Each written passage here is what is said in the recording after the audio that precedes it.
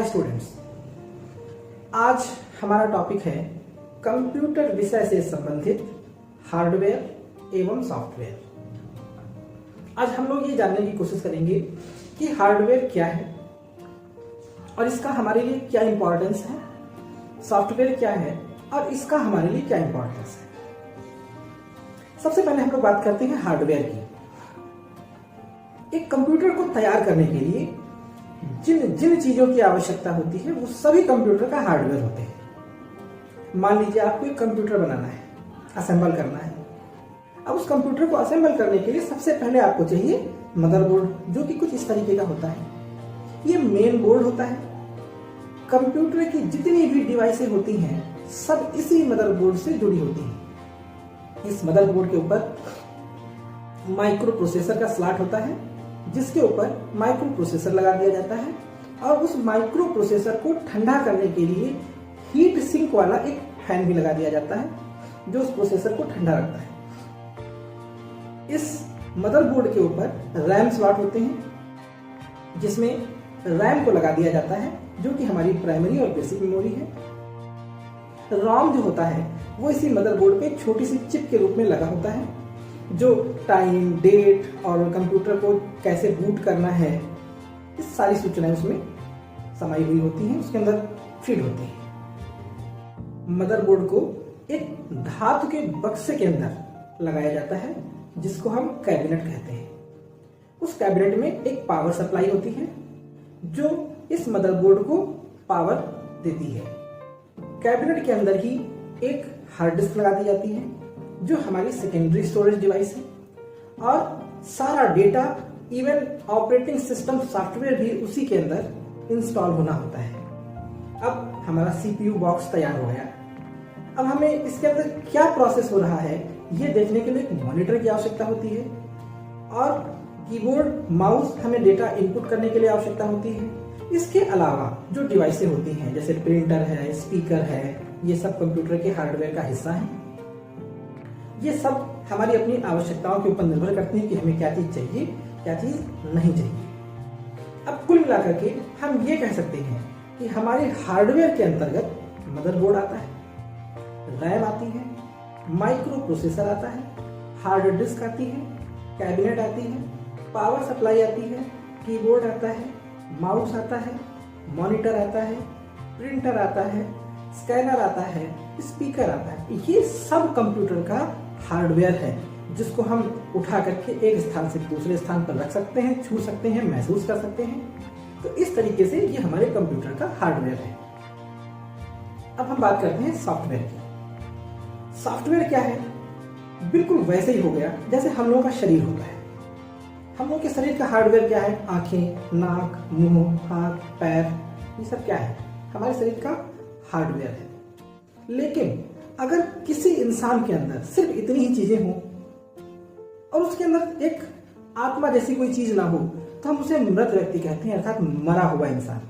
यानी वो न चल सकता है, न बैठ सकता है, न बोल सकता है, न देख सकता है, न सुन सकता है।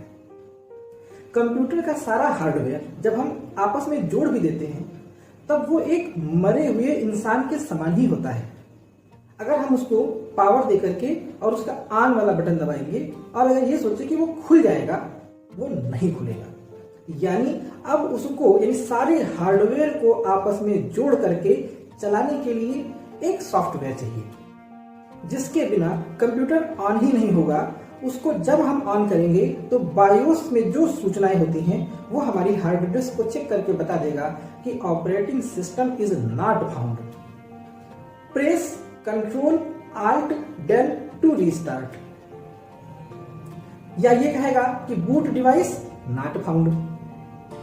तो अब होता क्या है, हमें ऑपरेटिंग सिस्टम जैसा एक सॉफ्टवेयर चाहिए जो हमारे कंप्यूटर के सारे हार्डवेयर सिस्टम को चला दे, कंप्यूटर को ऑन होने में सहायता कर दे।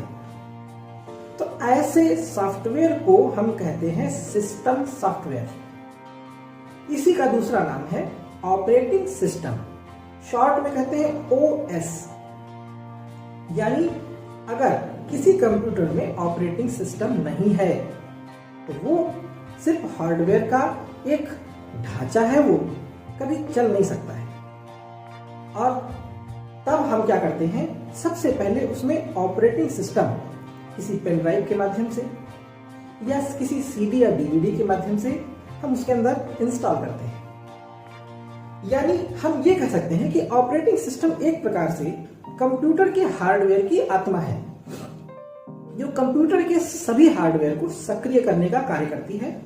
ऑपरेटिंग सिस्टम के अभाव में कंप्यूटर कभी चल ही नहीं सकता, कभी खुल ही नहीं सकता। सामान्य भाषा में हम ये कह सकते हैं।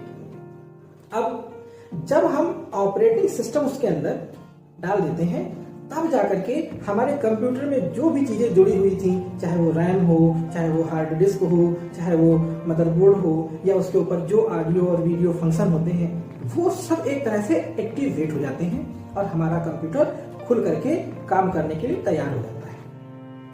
कंप्यूटर के ऑपरेटिंग सिस्टम में बाय डिफॉल्ट नोटपैड, वर्डपैड जैसे एप्लीकेशन होते हैं जिनके ऊपर हम कोई लेटर बना सकते हैं, लेकिन ये बहुत ही निम्न स्तर के एप्लीकेशन सॉफ्टवेयर होते हैं और हमें किसी लेटर को टाइप करने के लिए, उसको अच्छे से डेकोरेट करने के लिए एक बढ़िया और विकसित सॉफ्टवेयर चाहिए होता है, जो सामान्य रूप से बहुत ज्यादा अगर कोई प्रयोग किया जाता है तो उसका नाम है माइक्रोसॉफ्ट ऑफिस।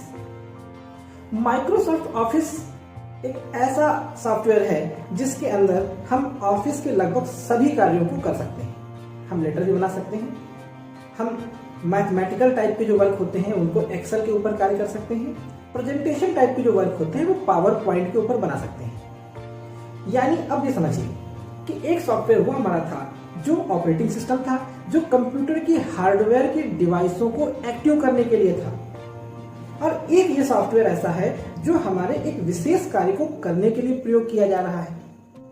तो जो सॉफ्टवेयर हमारे किसी विशेष कार्य को करने के लिए बनाया जाता है उसको हम एप्लीकेशन सॉफ्टवेयर कहते हैं।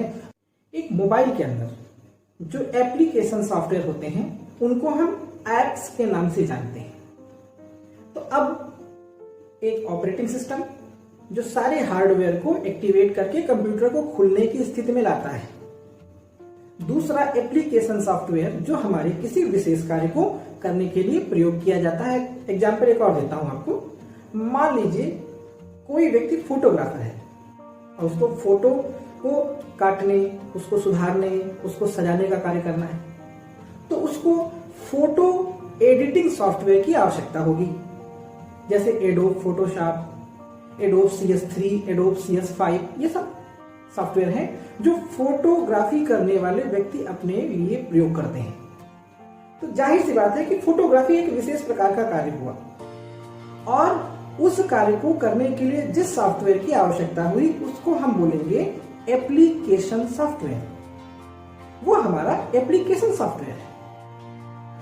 तो अब मेरे ख्याल से आप लोग ये चीज समझ गए होंगे कि हार्डवेयर और सॉफ्टवेयर में अंतर क्या है। कंप्यूटर के हार्डवेयर की जो डिवाइसें होती हैं हम उनको इनपुट डिवाइस, आउटपुट डिवाइस इनमें बांट सकते हैं। प्रोसेसिंग का कार्य प्रोसेसर करता है, जो कि मैंने बताया कि मदरबोर्ड पे लगा होता है।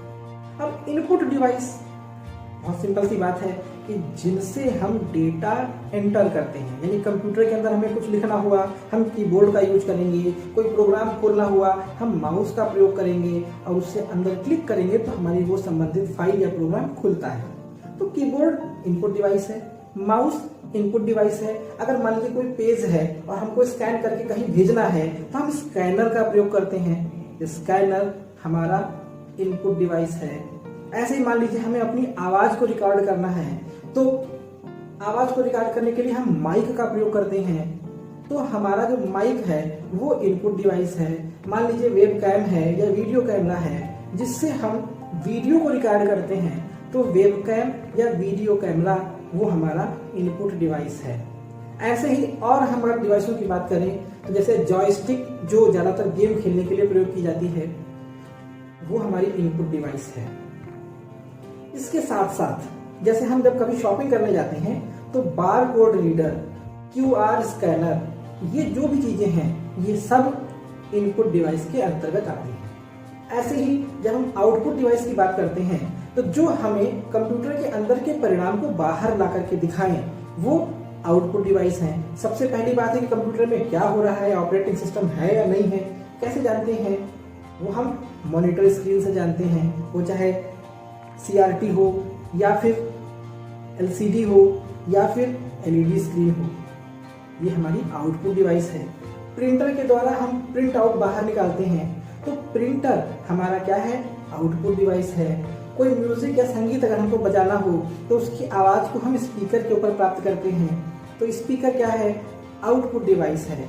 ऐसे ही प्लॉटर, जो बड़े बड़े फ्लैग्स को प्रिंट करने के लिए काम आता है, प्लॉटर हमारा क्या है? आउटपुट डिवाइस है। बड़ा संक्षेप में हम ऑपरेटिंग सिस्टम्स के बारे में समझ लेते हैं। ऑपरेटिंग सिस्टम जो सबसे ज्यादा पॉपुलर रहे, उसकी शुरुआत हुई तब जब विंडोज 98 नामक ऑपरेटिंग सिस्टम बनाया गया। विंडोज 98 के बाद में विंडोज 2000 का आविष्कार हुआ। इसके बाद में विंडो XP आई। ये सबसे ज्यादा पॉपुलर ऑपरेटिंग सिस्टम कहा जा सकता है। कुछ वर्षों पहले तक इसका प्रयोग होता रहा। उसके बाद में विंडोज विस्टा आई। उसके बाद में विंडोज 7 का आविष्कार हुआ, फिर विंडोज 8 आविष्कार हुआ, फिर विंडोज 10। आजकल जितने भी सिस्टम्स आ रहे हैं मार्केट में, उनमें ज्यादातर हम देखते हैं कि विंडोज 10 पड़ी होती है। तो ये ऑपरेटिंग सिस्टम के वर्जन थे। इसके अलावा एक और ऑपरेटिंग सिस्टम होता है जिसको ज्यादातर हम अपनी कक्षाओं में पढ़ते हैं, जिसका नाम है लाइनक्स। बहुत से छात्र देखते होंगे और वो सोचते होंगे कि आखिर लाइनक्स है क्या। तो मैं बता दूं, लाइनक्स एक अलग प्रकार का ऑपरेटिंग सिस्टम है। वो अलग बात है कि इसका प्रयोग बहुत कम होता है, लेकिन लाइनक्स की कुछ खूबियां हैं जो इसको दूसरे ऑपरेटिंग सिस्टम से अलग बनाती हैं। जैसे कि लाइनक्स के अंदर कभी भी कोई वायरस अटैक नहीं कर सकता है, ये वायरस प्रूफ होता है। अब बात करते हैं एप्लीकेशन सॉफ्टवेयर की। एप्लीकेशन सॉफ्टवेयर अलग प्रकार के कार्यों को करने के लिए बनाई जाती है। जैसे कि हमने बताया, ऑफिस का अगर कार्य करना है तो माइक्रोसॉफ्ट ऑफिस सॉफ्टवेयर चाहिए होगा। अगर मान लीजिए किसी को फोटो बनानी है तो उसको एडोब फोटोशॉप या इसी तरह के बहुत सारे सॉफ्टवेयर आते हैं, उनकी आवश्यकता होगी। मान लो किसी को फोटो को काटना है तो फोटो कटर सॉफ्टवेयर अलग से आता है। किसी को वीडियो एडिट करना है तो वीडियो एडिटिंग से संबंधित उसको एप्लीकेशन सॉफ्टवेयर की आवश्यकता होगी। अगर किसी को म्यूजिक से संबंधित कोई कार्य करना है तो उसको ऑडियो एडिटिंग सॉफ्टवेयर की आवश्यकता होगी। अगर किसी को इंटरनेट चलाना है तो उसको इंटरनेट ब्राउजर की आवश्यकता होगी। बता दें आपको कि माइक्रोसॉफ्ट विंडोज के साथ में एक डिफॉल्ट ब्राउजर आता है जिसको हम कहते हैं इंटरनेट एक्सप्लोरर। लेकिन इसके अलावा भी लोग मोजिला फायरफॉक्स, गूगल क्रोम जैसे ब्राउजर का प्रयोग करते हैं, थोड़ा सा ज्यादा सुविधा के लिए। अब मान लीजिए कोई एक ऐसा कार्य है जो हम अपनी इच्छा से सोच रहे हैं और उसको करना चाहते हैं, लेकिन हमको उस कार्य को करने के लिए कोई भी एप्लीकेशन सॉफ्टवेयर उचित नहीं लग रहा है। तब हमारे पास एक रास्ता होता है कि हम उस एप्लीकेशन सॉफ्टवेयर को स्वयं बनाएं। और उस एप्लीकेशन सॉफ्टवेयर को बनाने के लिए हमें कंप्यूटर की भाषा का पता होना चाहिए, कंप्यूटर लैंग्वेज का ज्ञान होना चाहिए।